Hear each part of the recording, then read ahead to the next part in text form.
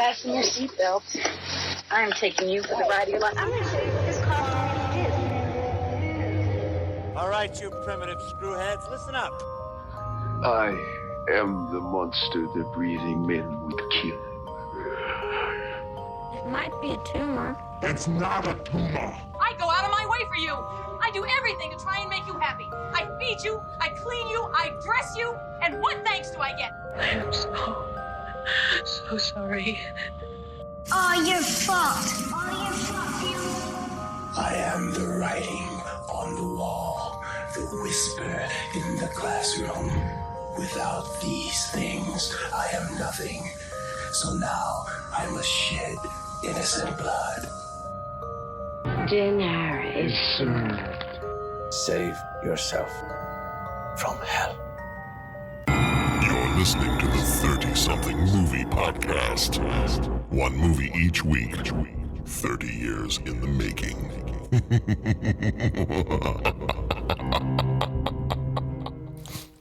You know, probably the weirdest thing I've done this week, that's a loaded statement. The weirdest thing I've done this week was as I was trying to go through and work on the new updated like month of October intro with, because the past one we've always used had 80s movies, 80s horror movies in it, and with the creepy music, and so I was updating it to the 90s. And I was like, well, do I want to use some of the clips that we already have in there and just make them sound creepy? And so I kept trying to work with the Arnold Schwarzenegger one. It's not a tumor, like that one.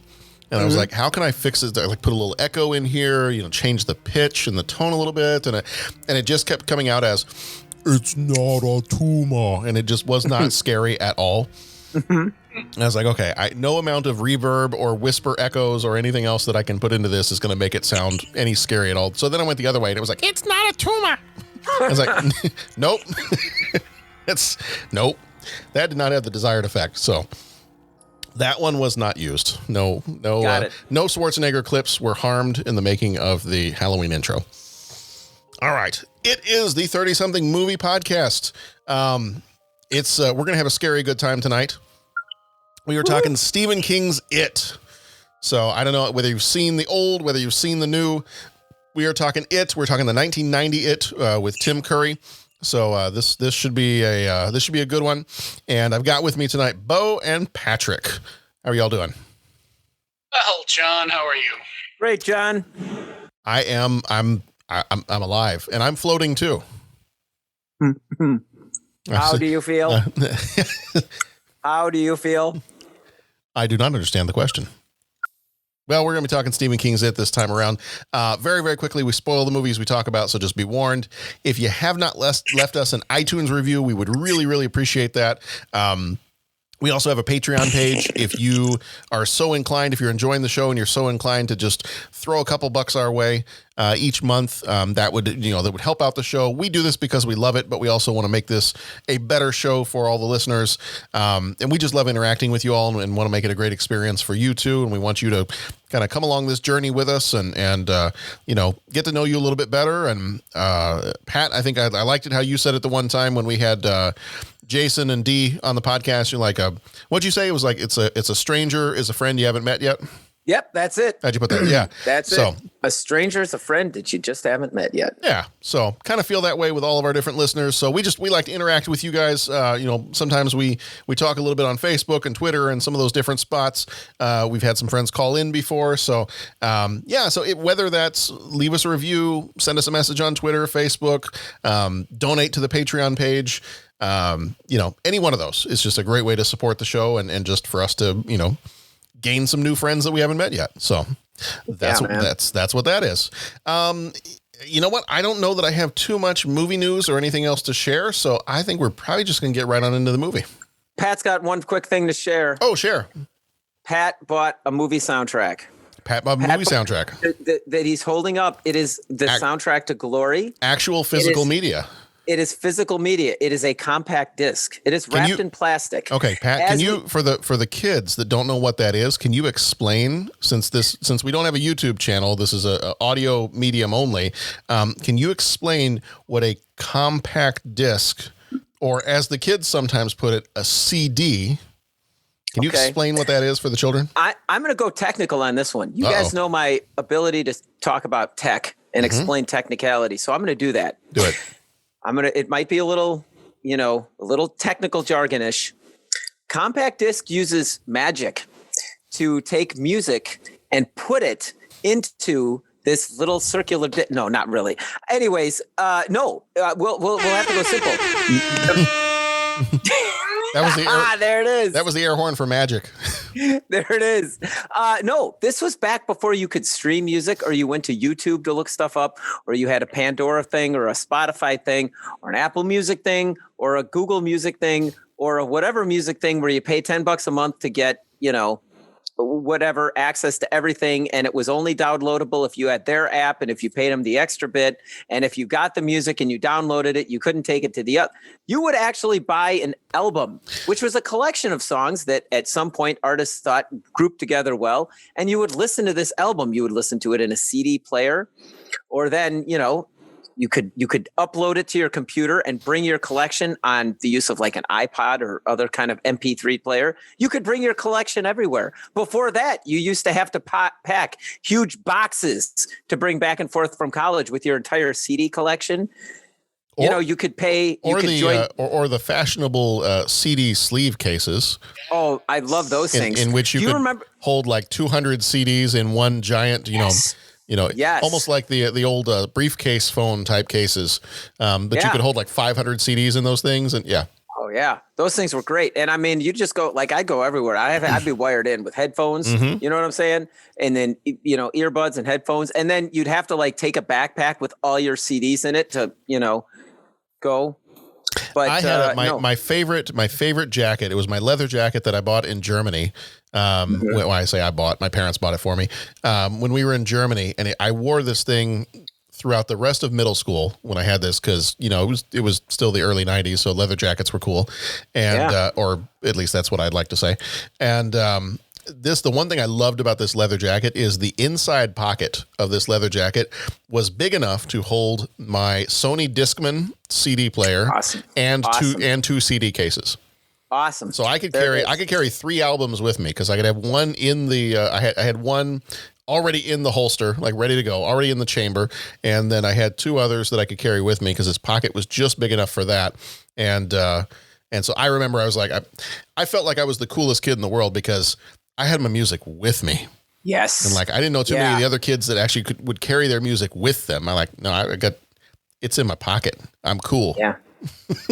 It was cool. And we could live the cool for a while. And then I became an adult, had disposable income, and pick up all the things to like carry all of it with me. And then suddenly the world changed and left me behind. But that's okay. Because you know what? Now we still love you, Pat. I've got the CD. It's Glory. Fantastic soundtrack. Holy buckets, is this a great soundtrack? And I'm going to open it up. I've got the case open right now. This is an official smell. This is an official audio unboxing on the podcast. Yeah. Okay. There we go. For our ASMR fans, the crackling of the I'm smelling the plasticky smell. I don't have fingernails. Can I tap my fingernails on the no? Yeah. Okay. And then I got to get that technique down to get the little plasticky thing off. That's right. See, I mentioned ASMR, and I probably got the acronym wrong, but I probably Pat's probably just like flying completely past that. Probably doesn't even know what that is. I was just like, I was thinking, because in the back of my head, I'm like, ASMR. Mm-hmm. Air to surface radar missile? I don't know. No. Missile radar? Because you said MR. Autonomous sensory meridian I'm not response. Yeah. Is that why things smell good? No. No. No. This is a Pat, if you ever want to dive into the inner workings of the internet and into the kind of internet subcultures. I don't recommend it. I'm just going to say. I was just going to keep it simple. Not really. Yeah. No, this is an entire, go to YouTube, go to anywhere you can download your music instead of having it on physical media. And this is a genre? Is it sure, let's call it a genre. And the idea is that it produces positive feelings in people through the use of specific audio stimuli. Let's say that. So it's a lot of people that it's people that either have like long fingernails that like tap their fingernails on the microphone, or they whisper into the microphone, and they're very intentional about how much they smack their lips when they speak into the microphone, when they whisper into the microphone. Okay. And it's I don't even ask me why I know what this is or how I've listened to any of it. Well, it was on an episode of what was that show? Deep Space Nine. Will and Grace. Oh, is it really? Is it just that? It's on a few episodes of Will and Grace, actually. She, It's got to be the newer Will and Grace, not the old ones. Yes, Yeah. The newer Will and Grace, the surrogate that Will uses for his baby, her day job is she records ASMR videos. Gotcha. Okay. Yeah, it was pretty funny.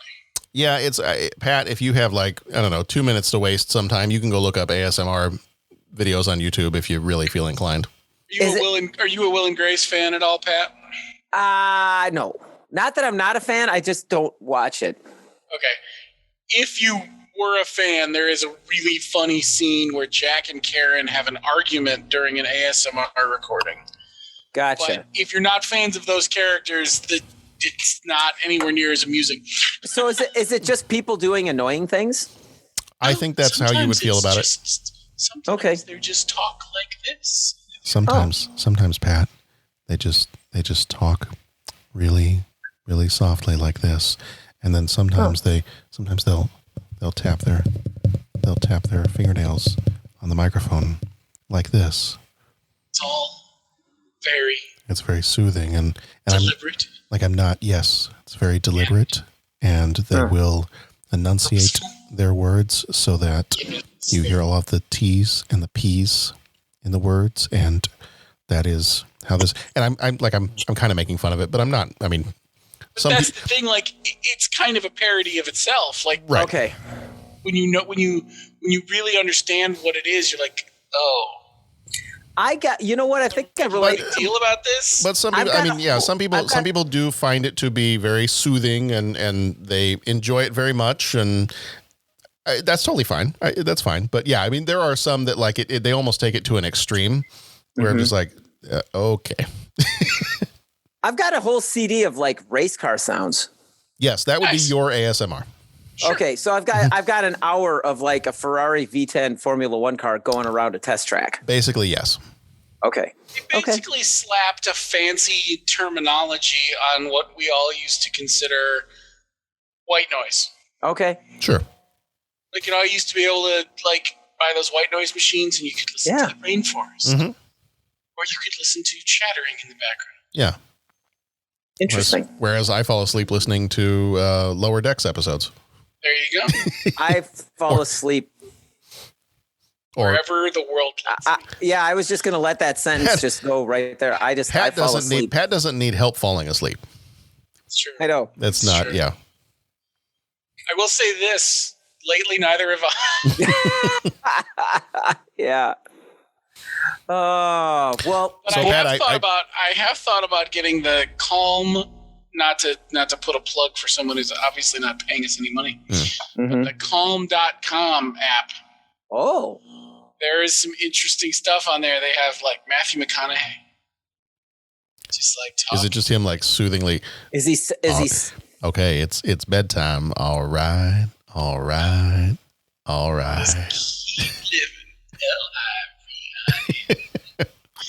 I don't know what he reads. Is he selling those Lincoln cars, or what is he selling? Cadillac, Lincoln? No, you're right. Yeah, Lincoln. driving that Lincoln to dreamland. All right. So, Pat, how did the uncasing go? The uncasing is excited. It has been uncased. Okay. Nice.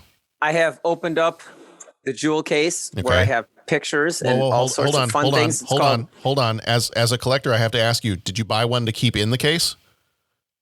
I did not. Oh, Pat. I did not. You don't open the plastic. I use my toys. You don't open the unwrapped Glory CD is going to be worth much more than the Pat. No, I didn't. Hey, Pat, you got to keep one to open, and you got to keep one Glory open and one Glory whole. Keep it there unopened. I wondered if that's where you were going, if you were setting it up that far in advance, and gosh darn it. Setting man, what up? I have no idea what you're talking about. I tried to, the Backdraft one is like $60 for the CD. Oh, yeah? What? Yeah, they're like it's hard to find the Backdraft soundtrack. Okay. But this one, you could probably find it easier on vinyl these days. I still have a record collection. I read something the other day from some consumer or whatever. Vinyl has outsold CDs in the past calendar year. Really? Yeah. That's interesting. I could see that. I could see that. Yeah, because nobody's really buying CDs anymore. It's true. No. Yeah. Huh. And I don't even think my car has a CD player. Mine does. Mine does. Mine's a 2010, so my car does still have a CD, but I'm sure if I get a new one at some point, it will not. My 16, the 16 Nissan I was driving, my Sentra had it still. Okay. But the 18 Clarity that I'm driving now, CD, what is this thing you speak of? Well, boys, I still have my 05 Accord. She still has a CD player in it. Doesn't have an aux cable that, because that was the high-end car, had to get the aux cable that you could plug into the headphone jack to play. Or there was the super fancy, Sharon had an F-150 when she was in high school, and they had the 6 CD player that was in the back of the truck, so you actually had to get out. In the truck, I know. Was that in the truck? Oh, it was either in the truck or it was in the... No. That was in the Ford Taurus that we had. I had one of those with the CD changer in back. Yeah, a Ford Taurus. In the truck, it might have been like under the seat. Yeah, I think it might have been. But it was the Taurus. Put those under the seat for a little while. The one I was thinking about is the Taurus because it was in the trunk. So you had to get your music collection set up before you left. You get your 6 CDs in there. That was Tammy's car that we had when we first got married, and that was high end, man. That was nice. Yeah, I mean this car was, when they got this car, this car had been the stereo system, everything else. I think she had a relative that was that worked at a car dealership. He was a car salesman on the West Coast somewhere, and he was able to get this car, and it had a great speaker system, great CD sound system, everything else. And yeah, I remember that. But kids now have no concept of, wait, what do you mean? You had to put your music in, and then you had to actually stop the car to switch out the. Yep. That's why you pick the 6 CDs you definitely want to listen to, and if you're done with those, it's radio until you make a bathroom stop. And you had to spend the first hour of the car trip hitting all the buttons to try and figure out which one fast forwarded to the next track and which one fast forwarded to the next CD. Right, because then you kind of had to put it in upside down. So wait, which one was disc 1 and which one was disc 6? That was the hardest part. Which one was disc 1 again? Gosh darn it! Oh, I got the side with the alternate takes. God, bust it all together. Okay, next rest stop. Pull over. Open up the trunk. Flipping everything over. Yep. Oh man, life was a struggle back then. About it. Yeah, it was hard. Yeah, it was hard. Yeah. Hey, who had a tape deck in their car that you had to plug into your Discman with the little sticky thing for the dashboard? The Discman played into the tape, and the tape went into the car tape player thing. Yep, I had that, and I was able to use that up until I got a copy of Jimmy Buffett's Feeding Frenzy album stuck in the tape deck. And then that was it. That was all she wrote. That was all we get in that car. Then that car became known as the Buffett Mobile. Oh, you might remember that one. That one was the blue Buick LeSabre that I had. I kept a stuffed parrot in the back window, and I kept a bunch of Lays. Buffett for sure. You're like, fine. I remember. All I can play, then that's what we're gonna do. Yep. So that you didn't have a choice in that car. You had to listen to Jimmy. It was either Jimmy Buffett or the radio, because you could not put anything else in that tape deck. I remember a buddy of mine, his name was Chris, had a Buick LeSabre. And one day after, it was one day at band camp after marching band practice, he and I and the flag guard rode in his Buick LeSabre out for lunch. Flag guard was, I think there were 20 girls on the flag guard team. So basically it was a clown car. What was that? It was a clown car, basically. You crammed the entire flag guard into that Buick LeSabre? And us. Okay. We were in there too. Well. You're there in your lap, Patrick. There was flag guard all over the place. Let's just leave it at that. Isn't Le Sabre French for the sword?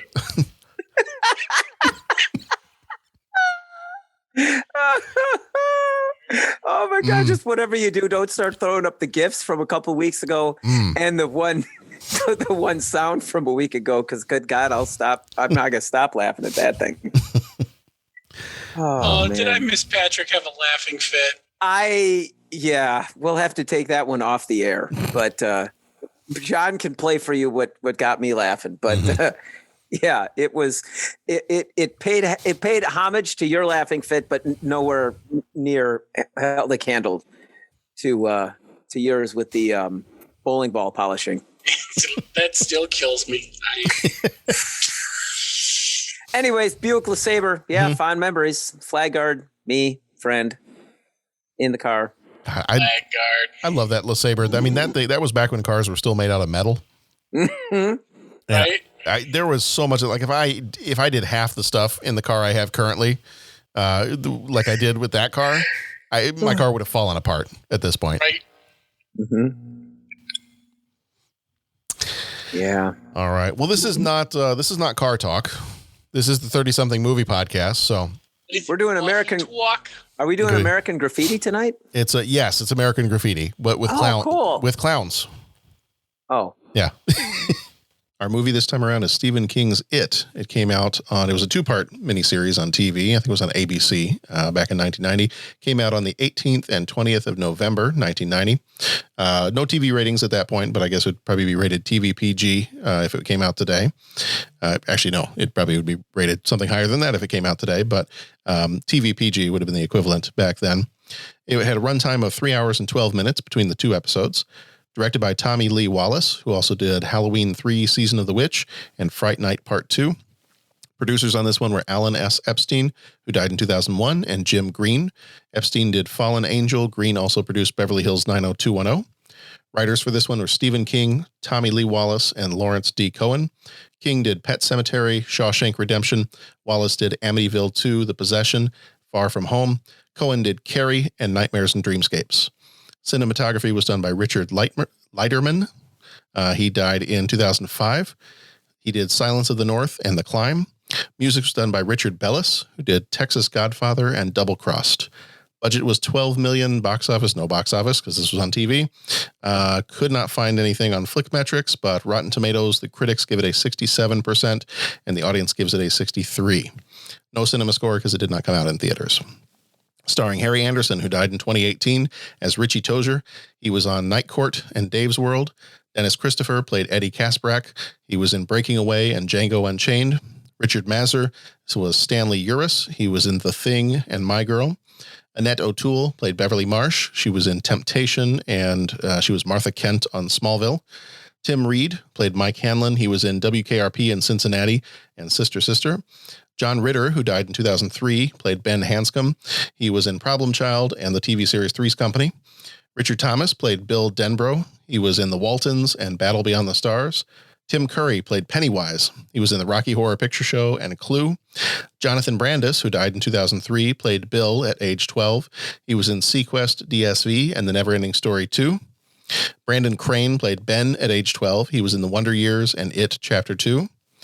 Adam Farisal, I think I said that one right, played Eddie at age 12. He was in RoboCop 2 and Lonesome Dove. Seth Green played Richie at age 12. He was in Idle Hands and The Italian Job. Ben Heller played Stanley at age 12. He was in a short film called Georgie. Emily Perkins played Beverly at age 12. She was in 2 movies called Ginger Snaps and Juno. Marlon Taylor played Mike at age 12. He was in Z Nation and Know Thy Enemy. Olivia Hussey played Audra Denbrough. She was in Romeo and Juliet and Black Christmas. Sheila Moore played Mrs. Kasprak. She was in The Reflecting Skin and Snow Falling on Cedars. Jared Blankard played Henry Bowers, age 14. He was in The Boys Club and TV series Ninja Turtles, The Next Mutation. And Tony Dakota played Georgie. He was in the cartoon Captain N, the Game Master, and the TV series 21 Jump Street. 7 young outcasts in Derry, Maine are about to face their worst nightmare, an ancient shape-shifting evil that emerges from the sewer every few decades to prey on the town's children. Banding together over the course of one horrifying summer, the friends must overcome their own personal fears to battle the murderous, bloodthirsty clown known as Pennywise.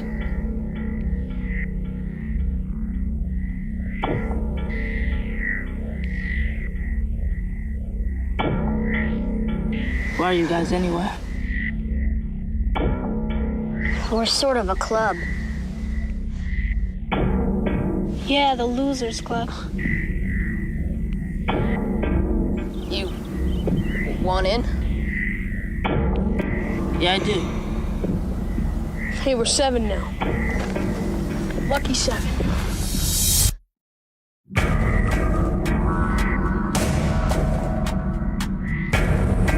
I want to kill it. I just want to forget about it. It's not just us. It's all the other kids, too. Who's gonna be next? It kills kids, damn it!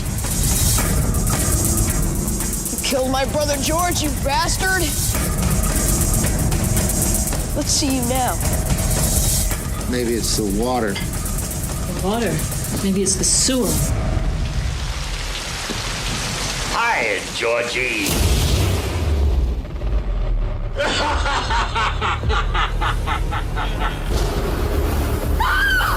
You're not real! You're not real! Was it Pennywise? Big white guy, red nose, about 75 feet tall, mouth full of razor sharp teeth.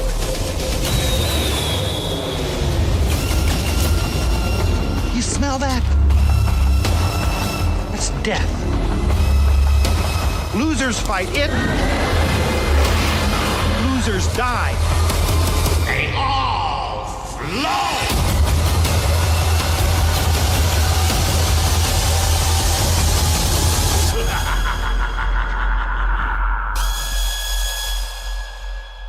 All right, so Stephen King's It. I'm going to kind of start with our normal question, but then tack on something else because there are two versions of this now. There's the original from 1990, and then there are the newer ones, the 2-part ones, It and It Chapter 2, that came out just within the last couple years or so. So I'm going to ask, how did watching this movie make you feel? And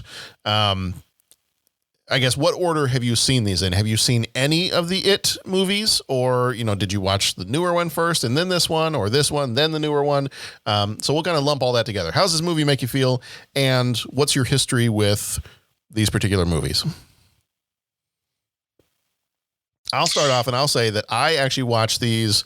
I knew of this one, and I knew people always told me, like, oh, Tim Curry is he's amazing in these. You got to see him. If you like horror movies, you got to see him. And I just never did. I don't know if it was the length of it that just kind of put me off. And I was like, I don't know, 3 hours? I don't know. And never did watch these. And I had intended to watch. And I've never read the book either. My son's read the book, but I've never read the book. And I had intended to watch this one before going to see the newer versions. But then it had kind of reached a point where I was like, well, I just kind of want to see the new ones now. Like I don't know that I have the 3 hours to go back and watch the original, and I just want to see the new one. And then when the second one, when It Chapter 2 came out, what was that, a year ago maybe? That one I actually went to go see in the theater. Like I think I might have taken the day off work. I needed a mental health day off of work. Took the day off work, and that one I actually went to go see in the theater, and I'll talk about that a little bit later because I kind of wish I had gone to see it in a different theater. The experience was not what I had hoped for. So good movie, but in the experience itself, and I'll explain why a little bit later. But so I actually saw the new ones first, and then just saw this one just very recently for the podcast. How does this one make me feel? I'll just keep it short and say it's TV movie horror. Yeah. That'll be my explanation for how this movie makes me feel. TV movie horror. Okay. What about you guys? It's TV movie horror that got hyped up so much that you're sort of like, you're going into it like kind of tensed up because you're like, oh, this is supposed to be spooky. And yes, it is sort of, but at some point you're like, Blood's coming out of the sink. Okay. It's kind of like the blood rushing down the halls in The Shining. Mm-hmm. Okay. The clown is creepy. And honestly, it's weird because the clown only has like 15 minutes of screen time. Mm-hmm. More clown, more creepy. Mm-hmm. Maybe it's arachnophobia talking, but the spider didn't even really do much for me. Now, admittedly, I saw this at an older age. You know, I never saw it when it came out. I think we've already said that if I'd seen this when I was 9, I probably would have not done well. I mean, if the witches creeped me out, God knows what this would have done to me. Mm-hmm. So I can certainly see why people are freaked out by it. And if you already don't like clowns, well, there you go. Yeah, I saw it recently, first time.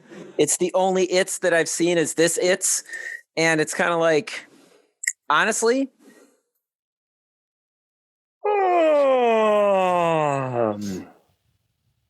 can we move it along, please? That was my reaction. And it's important to remember, and I agree completely. I'm not invalidating what you're saying at all. The thing that I always have to remind myself when I see this is it was a miniseries. Yes. Supposed to be watched over 2 nights, just like the Stand was 6 nights when that thing ran. Yeah. Mm-hmm. And that's what I always have to remind myself. It wasn't designed to be watched in one sitting. So don't. Right. Yeah. And it happens to me all the time. Like, oh my God, it's only halfway. Oh, right. I'm supposed to stop here. Although I will say, I don't like what they did when they combined them. If you see them as a feature, they cut out some stuff in the middle. And no, it's not important stuff. Don't get me wrong. Right. But it's stuff that's somewhat interesting. Shoot, of course, I think I had that window open on purpose, and then I think I closed it. So I'm going to see if I can find it again. But they clean out. Oh, here it is. They clean some stuff out at the end and the beginning. So the whole, and I assume we'll get there, but the whole thing with Stan in the bathtub is like gone from the end of part 1. It's very strange what they do when they cut it to put them together. And it's because when they, it's like when you watch, TV shows in syndication, and for some reason they didn't want to use the original commercial breaks. So you'll see it dip to black, and then it'll go right on, and then they'll just chop it in a weird place for a commercial to come up. Right. It's just weird. So I've never liked it when they put them together. Because, yeah, I kind of started telling myself that too. Like, okay, this wasn't meant to be watched, like you said, as a feature film. But that being said, I just, it seemed to kind of drag in spots. And again, I know I was saying this last week. There were a couple times when I was like, okay, I don't know why they're doing what they're doing. Like, he called them back. Like, I think I need to maybe rewatch it because, okay, he called them back to the town because the clown was terrorizing them back when they were kids, and now it's terrorizing them now, and they're the only ones that can fight it. But do they know how they're fighting it? Do they have a plan? Is there any ins and outs explaining why they're doing what they're doing? Like, there were parts where I was just kind of like, yeah, I'm kind of missing the why are we doing this kind of thing, other than the clown is bad trying to kill us, and we're just going to kind of bumble around till we can kill it. So that was kind of my reaction with the whole thing. I was at a bit of a disadvantage for this movie because I saw the newer ones first. And I've always heard, and Jeff always, I wish Jeff could have been on with us tonight, and maybe he'll be able to call in or talk about this on a later episode. But he's always told me about it. He's like, oh yeah, Tim Curry in It is just, it's fantastic. It's just great. And he was, but and as much as I like Tim Curry, this didn't scare me. Like, it was not. I probably needed to see this at a much younger age for this to be scary. But like Bo had mentioned earlier, it's like, how many times can you splash blood everywhere and have that still be scary? Right. As an adult, that's not quite as scary anymore. But when I watched the new It movies, is it Bill Skarsgård? I think was the actor who played Pennywise in the new ones. Just his Pennywise, Tim Curry's Pennywise is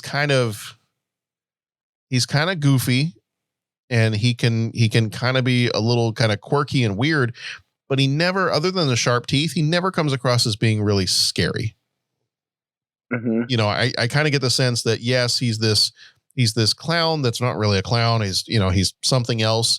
But you kind of know what he's going to do. And he never really, you almost never really see him physically threaten someone. It's always like there's a bunch of blood everywhere, or the shower heads are extending out from where they were before to spray water on the kid. And then he's coming up from the drain, and you don't necessarily see a whole lot of him being physically threatening. You see a bunch of balloons popping and the blood comes out and, stuff like that. But Pennywise doesn't seem threatening in this TV show movie. Whereas in the newer ones, oh man, that the way Bill Skarsgård plays that and the way he does the voice of Pennywise, this is kind of creepy, the way Tim Curry does it, kind of a creepy Pennywise. And he's got that voice again. I'm not going to do it right, but it's me, fat boy. Yeah. And it's kind of like that the whole time. And it's like, it almost sounds like Krusty the Clown. Like it almost kind of comes across as a Krusty the Clown. And I wonder if it's the reverse. I wonder if Krusty is trying to be the parody of Pennywise, but and I would imagine they both, because Krusty in The Simpsons is meant to kind of be a throwback to like the old, like older comedians. And I think Tim Curry had mentioned that he gave this almost kind of like a Bronx accent, so there could be like those old like Catskills comedians. And that was his purpose for doing that. And then Krusty the Clown is kind of a similar character. He's got that gruff voice that sounds like, the old comedians that are probably way past their prime, and that kind of thing. And whereas Bill Skarsgård, and I don't want this to become a podcast on the 2017 version of it, but when he does Pennywise, and Pat, have you seen the new one at all? I have not. Okay, I kind of figured you hadn't, but it probably is not for you, especially part one, because all the main characters are kids. That's the other thing that's interesting, is they break it up. And part one of it is when they're kids, and then It Chapter 2 is when they're all adults. Whereas in this one, they kind of mix it together with the flashbacks and the everything else. But the way he does his voice, the best way I can describe the way Bill Skarsgård does his Pennywise voice is it's like a demonic Winnie the Pooh.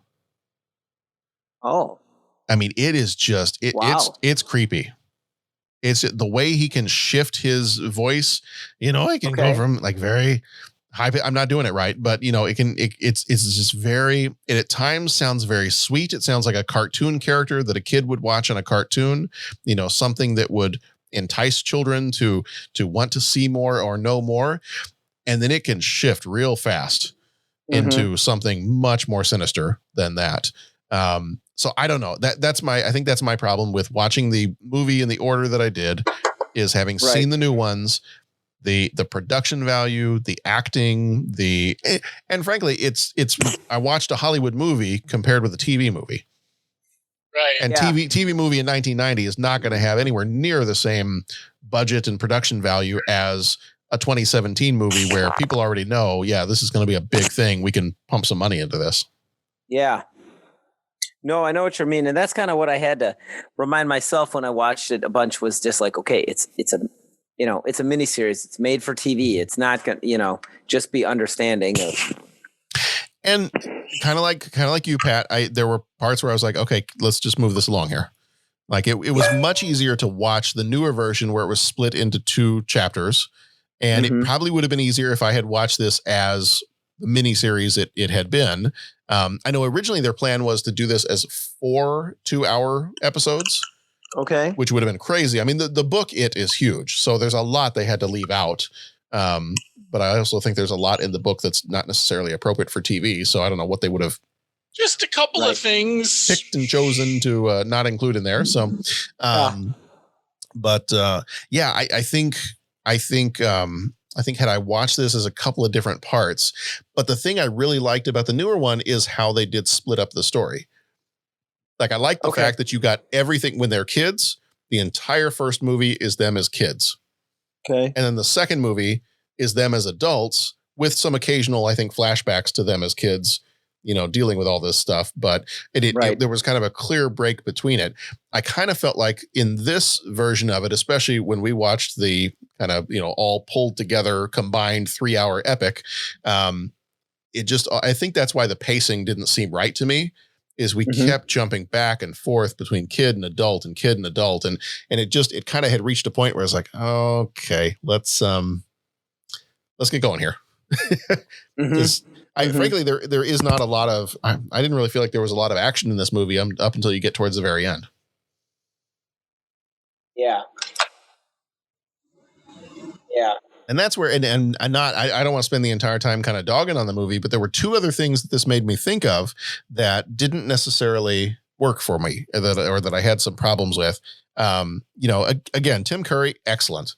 You know, his Pennywise, just great, a great performance by him. And the two other things that I think I had a problem with watching this one were, and I still enjoy the movie, you know, pacing things aside, I still enjoyed the movie. I don't know that I'd watch. Well, I probably would watch it again because John wants to see it after he had read the book. So I'll probably watch that one with him because I'm not quite sure if he's ready for the newer versions of the movies. Right. So I probably will end up watching this again. The two other things that were kind of interesting to me were watching this movie. I really felt like there were plenty of times where I kind of felt like, you know what? Nightmare on Elm Street did this better. If you've got a character that can get into the mind and get into it's all about getting the kids to believe in him and to fear him is very similar to invading a bunch of teenagers' dreams. And it's very similar stuff. Like you're trying to be scary. You're trying to terrify these kids.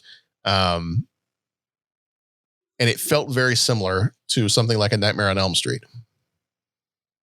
Interesting. The other thing that this made me think of was as I'm watching this movie, particularly this one, I didn't quite pick up on it quite so much when I was watching the newer versions, but this one, I'm watching this movie and I'm going, wait a minute. Did Stephen King just rip off the plot of Dracula? Because I'm watching this, and I'm watching this. I'm like, it's about a group of friends, or it's about a group of people that get together, and they're having to combat this shape-changing creature that wants to steal them away. You know, wants to take them with him. He uses the mentally ill as his minions. To, you know, like Renfield in the Dracula, either movies or you know, in the book. And there were just a lot of bits and pieces that as I'm watching this, I'm like, it's really like all the silver, using the inhaler. It's kind of like, that's your cross. That's your holy water. There just was a lot of stuff that I was like, this is really, really similar to Dracula. And I never picked up on that before. So I don't know. Okay. I've talked a lot. That's kind of my reaction to it. But so overall, you know, I enjoyed it. I probably will watch it one more time just because I know my son wants to watch it and I'll watch it with him. But yeah, I think when it really comes down to it, it's I think I like the newer ones better. Yeah. Not being a fan of the genre, you know what I'm saying? Mm-hmm. I've always heard of it. You know, that was kind of like one of the creatures, the horror movies that you always heard about. And watching it, I don't want to say, because it sounds like a cliche just to say, man, I'm just underwhelmed. And I know if Dennis was here, if Dennis is listening to this, he's probably like, what? No, because I know Dennis really knows the genre a whole lot. And he, would probably have some pretty insightful things to say about it. But there were parts that kind of fell a little flat. And the clown, it was scary, but kind of once you knew it was coming and once you figured out, like you said, once you figured out what this movie's, it was almost like a one-trick pony. And once you figure out the trick, that's kind of there it goes. You know what I'm saying? And I didn't find myself being as scared.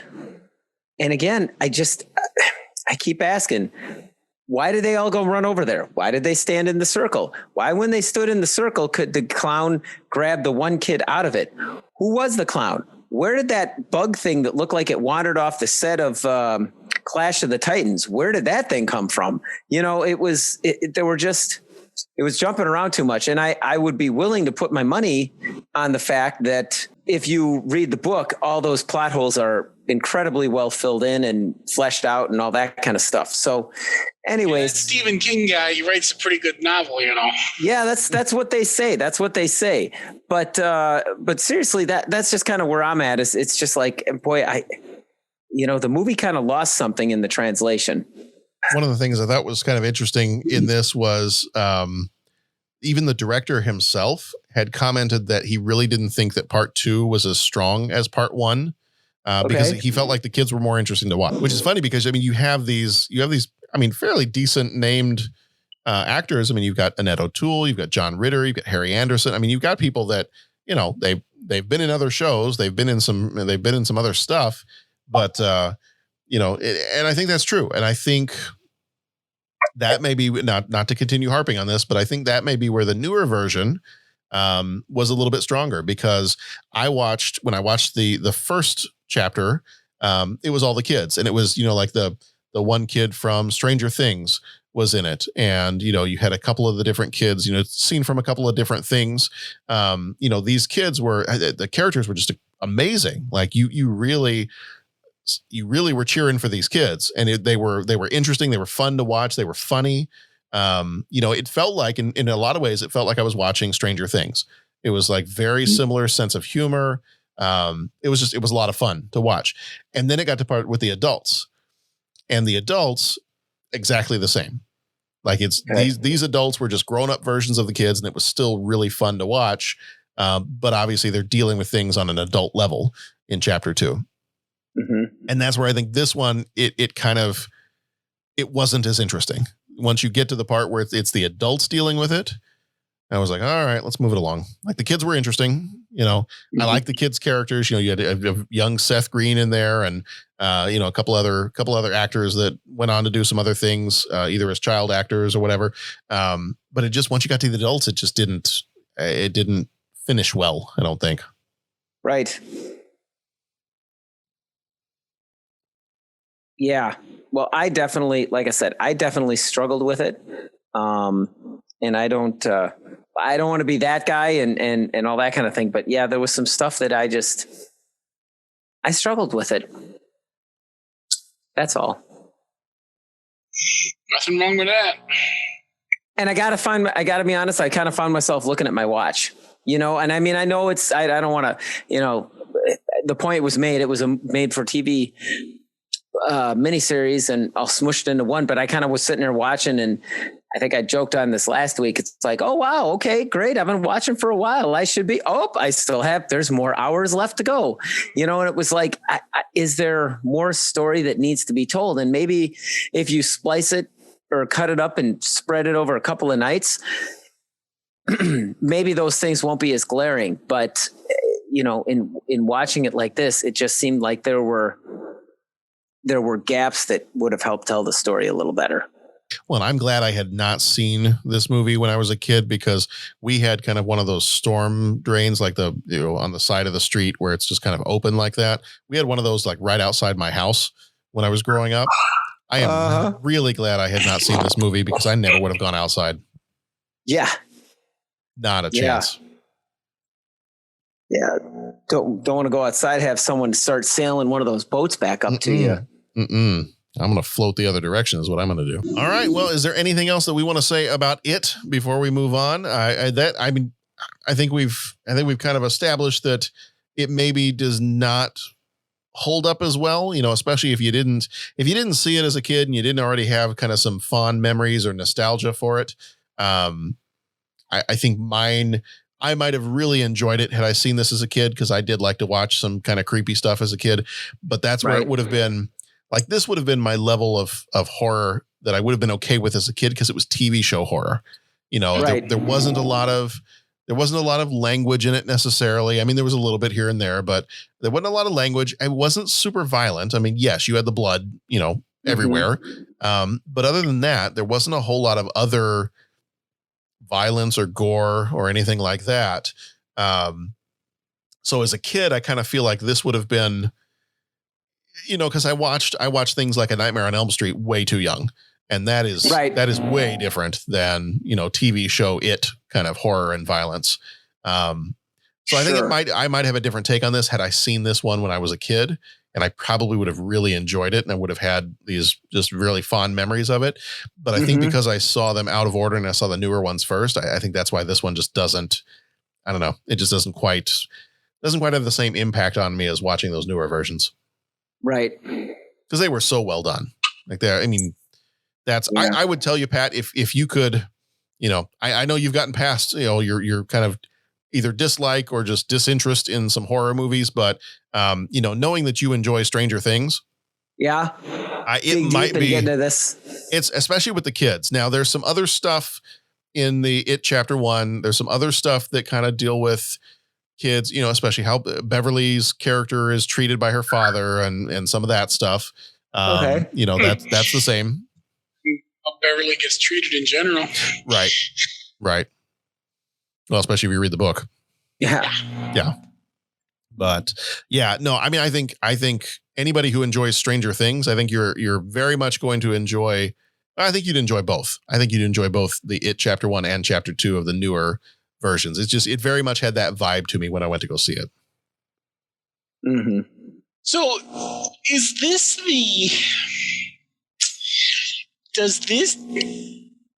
the poster child for remakes, or is this the reason not to do a remake?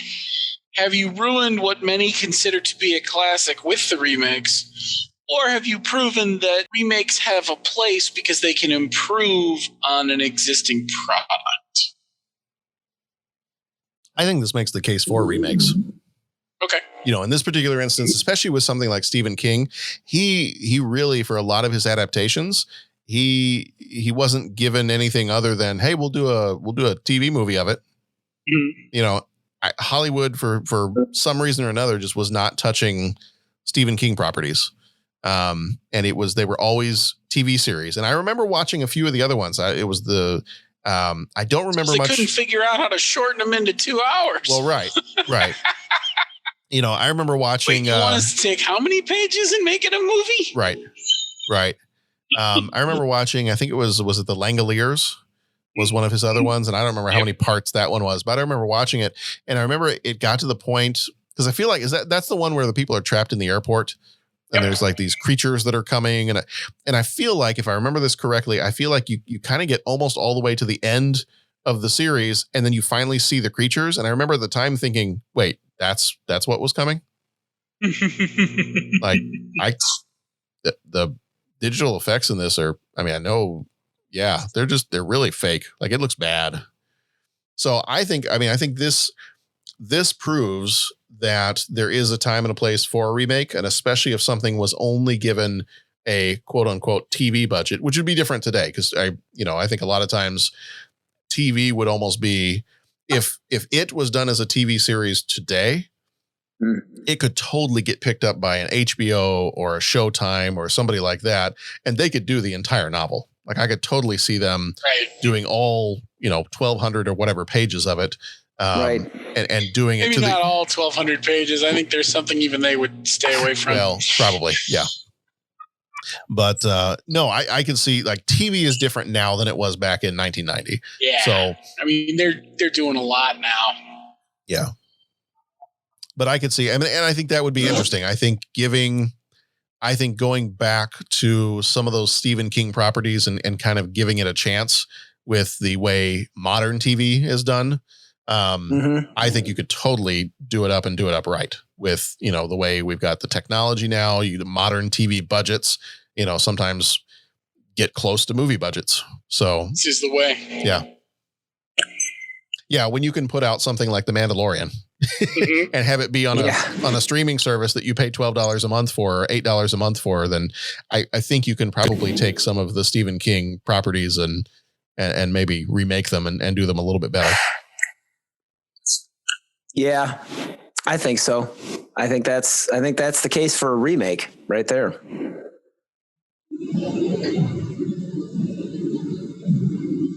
All right. Well, are we ready for 3 questions? I think so, man. Fire up the 3. Pennywise. All right. I'll fire up our 3 questions and you'll float too. Oh, jeez. You'll float too. I did, of course, John, having read the book. And so what was it he said today? He said something. Oh, he wouldn't stop talking.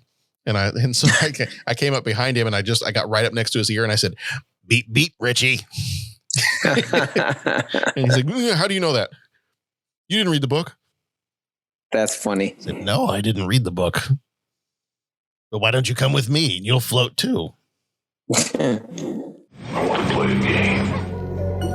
The artist needs to travel out 5 questions. What's your favorite scary movie? Well, were they psychos or?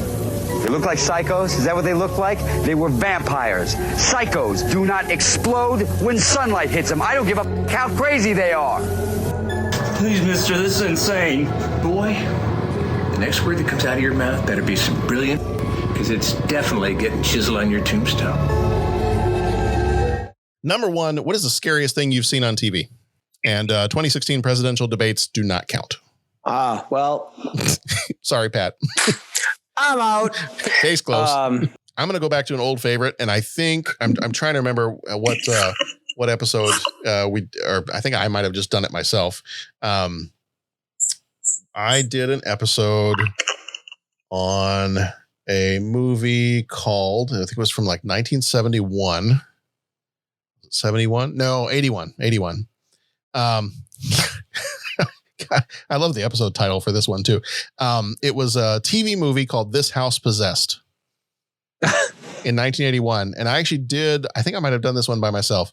It was actually Halloween Day in 2016, episode number 97 of our podcast on This House Possessed from 1981.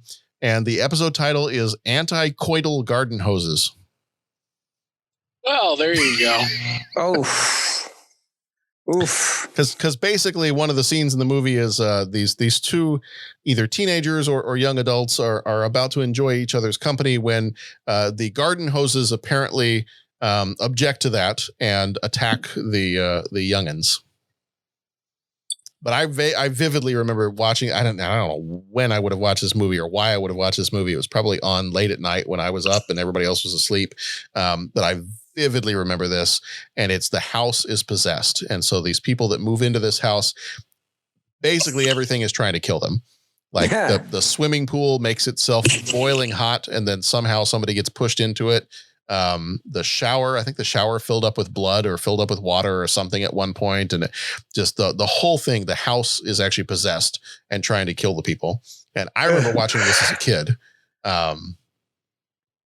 So that's what you got to say about that. Actually, that's the description of the episode that I wrote up from 2016. What can one say about this little TV movie gem from 1981? Anti-coital garden hoses, traumatizing blood showers, hot water burn rag lady, all of those and more as John re-examines This House Possessed. Episode number 97. Nice. So that's mine. Scariest thing I've seen on TV. I'm going to choose This House Possessed. I don't know if I've got any scary Some TV of the things. stuff on American Horror Story has been pretty spooky, but I can't recall any of it, which I know doesn't help. Oh, you know what? And I'm not going to remember what they're called because the one I'm thinking of specifically was when we were in England, when they would do those shows where they made it look like it was real, but it was like a haunted house. It was like a Ghost Hunters kind of deal. Okay. Those always terrified me. Okay. Because I couldn't figure out how they were doing the effects to get things to float across the room and these weird, creepy whispering voices and all that other stuff. So I'd probably have to throw that one out there too, because that always scared me. Nope, never mind. It's a tough one for me because I don't seek out horror. Unsolved mysteries. Never mind. I take back everything. Oh, Unsolved mysteries. I just remembered. Outer Limits. There were some Outer Limits episodes, but they weren't like scary. They were just creepy. Okay. I might have to go with, I got Stranger Things on the head. The Unsolved Mysteries. Just listening to that opening song. Yeah. You know? But yeah, as far as creepy stuff, I don't know. Tales from the Crypt freak me out a little bit. But see, I didn't watch that stuff till much later. Like, honestly, Amazing Stories. Remember Amazing Stories? Mm-hmm. I saw that as, okay, that's horror that I'll watch. And it's not really horror. It's just adventure. But that's how I envisioned, and that was my litmus test, okay? For some reason, the litmus test, that's the wrong example. That's my test. That's my common test is just, what parts of this do I like? And anyways. Okay, here I found it. Let's just terrify everyone. Oh boy.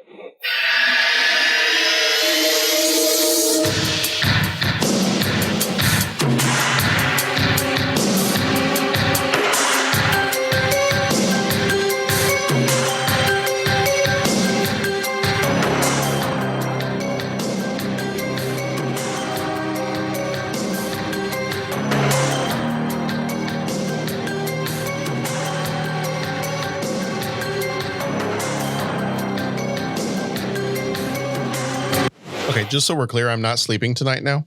Yeah, I'm done. Nope. Now I'm going to be looking out my window for alien abductions or something like that. Yeah, or the ghost lights in the road when you're driving the car and Nope, not sleeping tonight. Mm-hmm. I may just go wake up the dog so somebody will stay up with me. Yeah. Yeah. Toby, you're sleeping? Hey, Toby, are you sleeping? Hey, buddy, are you asleep?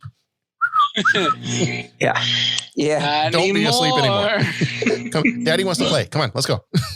I'm bringing my sleeping bag into like my kid's room. Mm-hmm. Yeah. Oh man, I both hated and loved that show as a child. What? Say that again? Somehow I both hated and loved that TV show as a child. Yeah. Absolutely terrified. It's kind of like, I don't know. I don't even know what the analogy would be. It's bad for you. Well, here's the analogy, because I'll make it a food analogy because I'm not sure we have this episode so far. Blood pudding, black pudding. Yeah. In Scotland. Love it. Every time we go to Scotland, absolutely love it. Okay. Even after I knew what it was, still love it. Got sick to my stomach every time I ate it. But every time we went to Scotland for breakfast, I ordered black pudding. There it is. That is also Unsolved Mysteries. There it is. Unsolved Mysteries is black pudding. Well, and again, I'm just going to say, like I said, Amazing Stories was like my threshold. I said litmus test. That was my threshold for some of the stuff that went on there was like, dude, that totally freaks me out. I can't watch it. So you figure that's not even horror. And you go anything further than that, like Pat Canagella was, man, that just messed with his head because I just didn't do horror stuff. So yeah,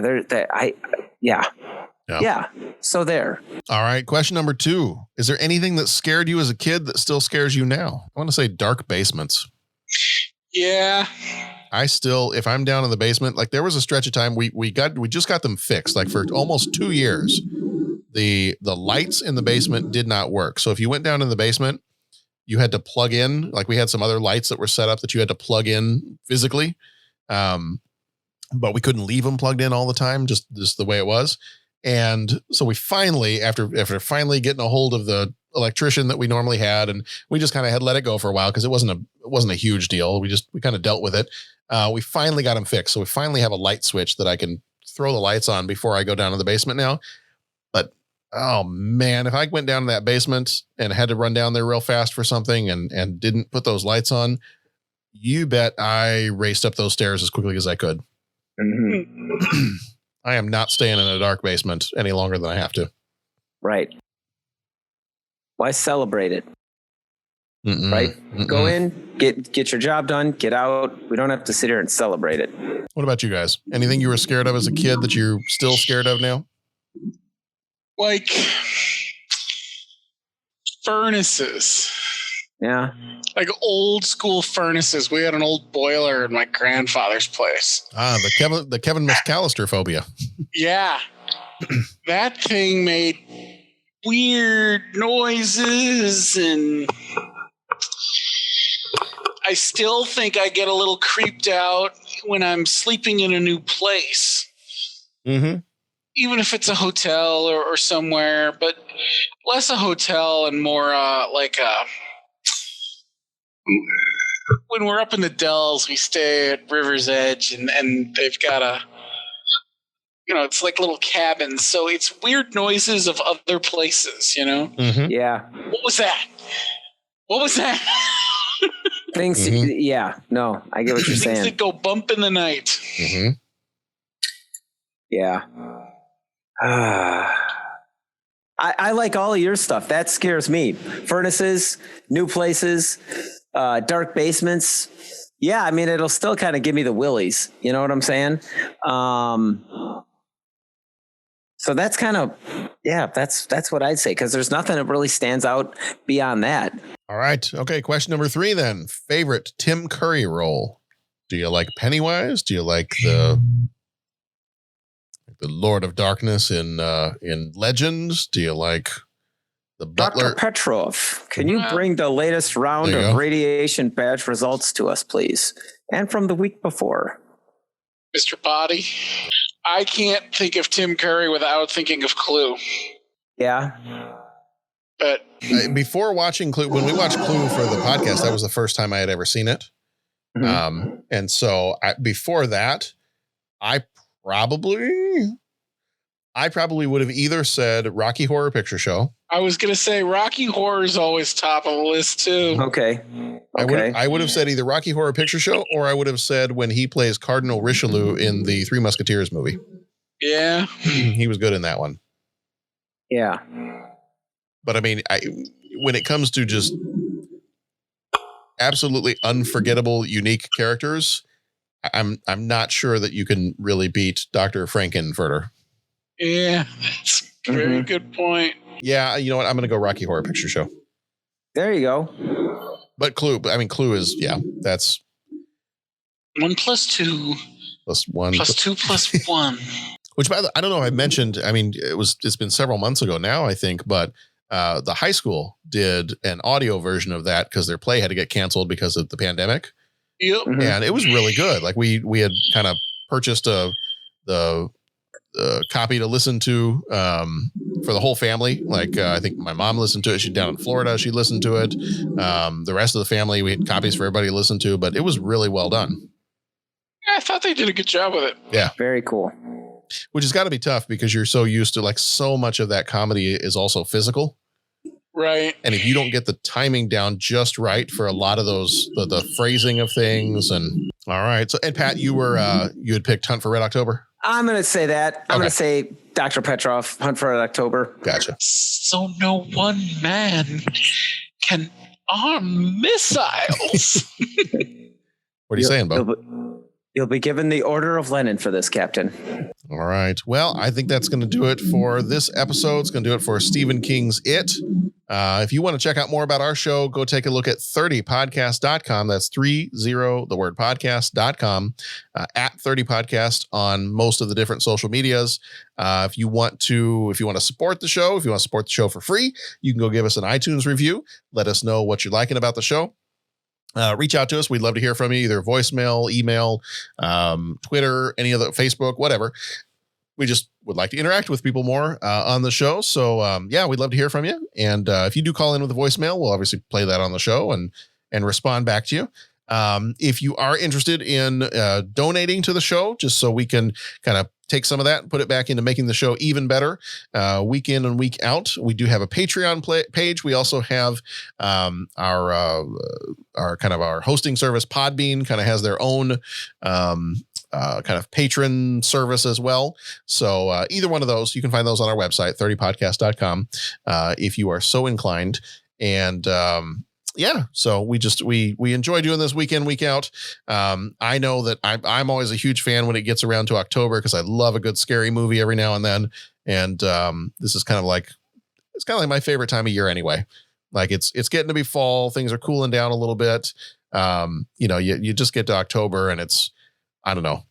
Halloween for me sometimes is a little bit like my Christmas. It's like that's I look forward to that every single year. A little sad that we probably are not going to be able to go trick or treating this year and whatever, but we'll have our own little indoors Halloween party, and we'll do it up right. Yep. Make the best of it and get through. We'll just go from room to room, and we'll just drop candy in each room and, go trick or treating within our house. Yep. That sounds good. Won't be as exciting, but at least we know we won't get fruit from the dentist. Yes. Yeah. Not that there's anything wrong with fruit. That's totally fine. But so our next episode's coming up. We've got, for the rest of this month, we've got Jacob's Ladder, Tremors, and Misery. We also have, coming up in November, is our tribute to Australia month. So good eye, mate. This was as I was drawing together the common themes that would hold these months together. I had some movies. I said, "Wow, there's actually a couple of different Australian movies here." So that's kind of fun that we had a couple of different ones. And then there was the movie Men at Work, which has nothing to do, as far as I know, with Australia, but is a great Australian band. So that's why that one is thrown into the tribute to Australia month. And the irony is that Jeff had just mentioned this. This one has nothing to do with Australia either. Jeff had actually mentioned this, I think, on Facebook. I think he was going back and forth with the guys from the Surely You Can't Be Serious podcast. And at the end of November, we're actually going to do an episode on the Teenage Mutant Ninja Turtles Coming Out of Their Shells tour. Nice. Did you guys ever listen to that? No? Okay. Yeah. I will send you a copy of it ahead of that. It's okay. Obviously not a movie episode, but it was like I think it was a Pizza Hut kind of sponsored. Like you could get the cassette tape from Pizza Hut. Okay. And I remember having a copy of that tape, and I don't know where my copy is now. I wouldn't have gotten rid of it, but I have no idea where it is now. But we did have somebody that had been listening to the show several years ago. I had mentioned it at one point, and so they actually ended up sending me an electronic copy of all of the Ninja Turtle soundtracks and the Coming Out of Their Shells tour. And I was like, I used to love this thing as a kid.